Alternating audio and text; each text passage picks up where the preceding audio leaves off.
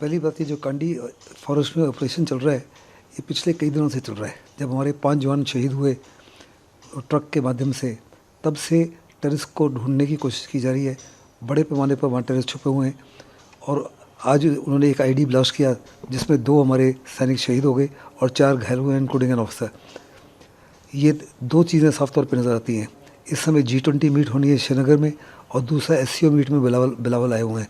और जब जब इस माफ़ी की कोई भी कोशिश होती है कि पाकिस्तान की तरफ से कोई भी आता है, तो पाकिस्तान की डीप स्टेट जो है ISI और पाकिस्तान की आर्मी और उनके पाले हुए जो नाग हैं आतंकी गुट, वो नहीं चाहते कि हिंदुस्तान और पाकिस्तान के रिश्तों में किसी प्रकार का कोई सुधार हो। वो इस माफ़ी की बड़ी कार्रवाई करते हैं। दूसरा, उनकी ज़बरदस्त कोशिश है ये दर्शाने के लिए G20 को कि कश्मीर के अंदर सिचुएशन बहाल नहीं है।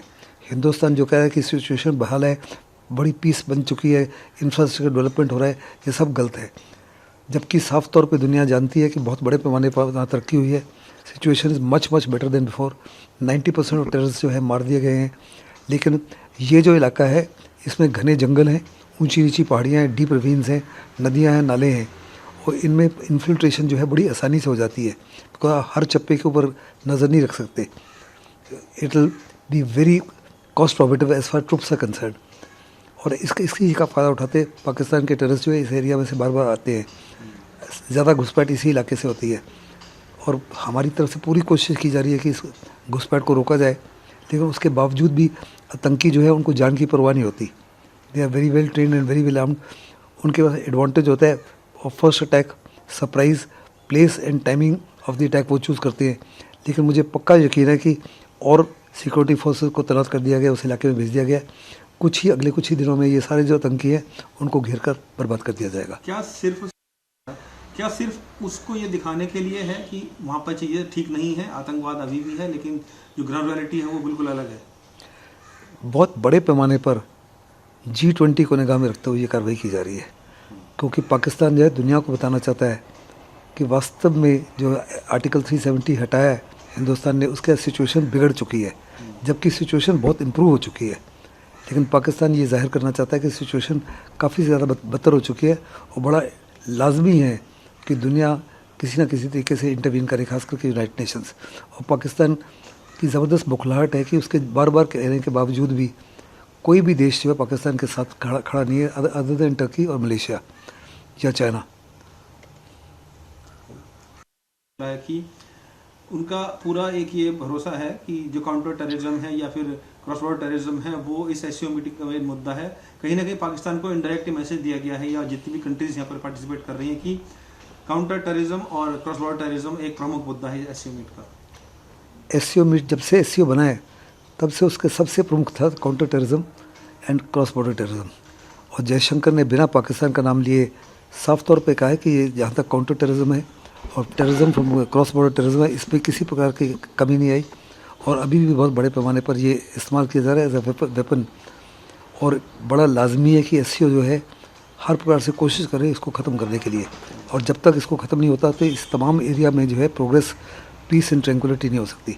और इसके ऊपर इसके पॉलिटिकल और इकोनॉमिक रेपरकशंस भी बड़े ज़बरदस्त हैं। और इसके जवाब में बिलावल भुट्टो ने बिना कश्मीर का नाम लिया फिर कश्मीर का राग रचा, और वो अक्सर ये करते हैं। और उनकी एक किस्म से कंपल्शन भी थी, क्योंकि पाकिस्तान का मीडिया आज बड़े पैमाने पर कह रहा है कि बिलावल भुट्टो का वहाँ जाना साफ तौर पे दर्शाता है कि शहबाज शरीफ जो है वो हिंदुस्तान के आगे सरेंडर कर चुके हैं। वो कह रहे थे इसको बिलावल भुट्टो को नहीं जाना चाहिए था, जैसे डिफेंस मिनिस्टर नहीं गए थे, वर्चुअल मीट में हिस्सा लेना चाहिए था। तो अपने आप को प्रूव करने के लिए कि उनका जाना जो है एक किस्म से पाकिस्तान के हित में है, उन्होंने इस माफ़ी की स्टेटमेंट को बढ़ावा दिया। सर, आज SCO मीट भी चल रही है। आज जयशंकर साहब और तमाम विदेश मंत्री थे, उनकी मुलाकात होनी थी, लेकिन जयशंकर साहब ने पाकिस्तान के मिनिस्टर के साथ कोई हैंडशेक नहीं किया, सिर्फ नमस्ते से ही काम चलाया है। उनको एक क्लियर मैसेज दिया है कि जब तक टेररिज्म नहीं रुकेगा तब तक दोस्ती का हाथ आगे नहीं बढ़ेगा।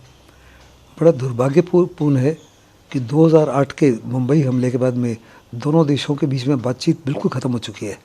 हर मुद्दे का जो हल है वो बातचीत के माध्यम से ही होगा।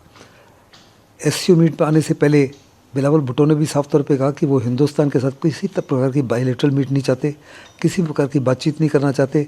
वो तो केवल एससीओ की मीट के लिए जा रहे हैं और ये दर्शाने के लिए कि एससीओ की तरफ वो हर प्रकार से कमिटेड हैं। जयशंकर ने भी बोला कि जब तक पाकिस्तान टेररिज्म को बंद नहीं करेगा, अपनी सरजमी से हिंदुस्तान के ऊपर हमले नहीं बंद करेगा, हम किसी प्रकार से उनसे बातचीत नहीं करेंगे। और पाकिस्तान अभी ये भी कह रहा है कि जब तक हिंदुस्तान आर्टिकल 370 को एब्रोगेट नहीं करता, हम किसी प्रकार से बातचीत नहीं करेंगे। यानी दोनों तरफ से एक किस्म से there is absolute no to बातचीत। और आज जो जयशंकर बाकी फॉरेन मिनिस्टर से उन्होंने हैंडशेक की और बिलावल भुट्टो से केवल नमस्ते किया, ये किस्म से हिंदुस्तान की तरफ से जो ग्रेस है उसी माफिक उन्होंने कार्रवाई किया। एंड जो इंग्लिश ट्रेडिशन है फॉर्मल हैंडशेक के वो नहीं किया। क्लियर मैसेज पाकिस्तान को दिया जा रहा है कि आप टेररिज्म और क्रॉस बॉर्डर टेररिज्म को बंद कीजिए, नहीं तो जहाँ तक हिंदुस्तान के ताल्लुकात हैं, रिश्ते नाते नहीं इम्प्रूव हो सकते। सर क्योंकि और जिस तरह जेस्चर हमारी तरफ से दिया गया है, एक कड़ा संदेश है उनके लिए। कड़ा संदेश तो है, लेकिन मैं फिर भी कहता हूँ कि शायद it would have been well worth अगर वो शेक हैंड करते। किसी ना किसी ने तो पहल करनी है। अगर आप देखो तो जब से आर्टिकल 370 एब्रोगेट किया है, दोनों देशों ने अपने हाई कमिश्नर को भी बुला लिया है और 2008 के बाद में किसी प्रकार की कोई इम्प्रूवमेंट नहीं हुई बिटवीन द टू नेशंस।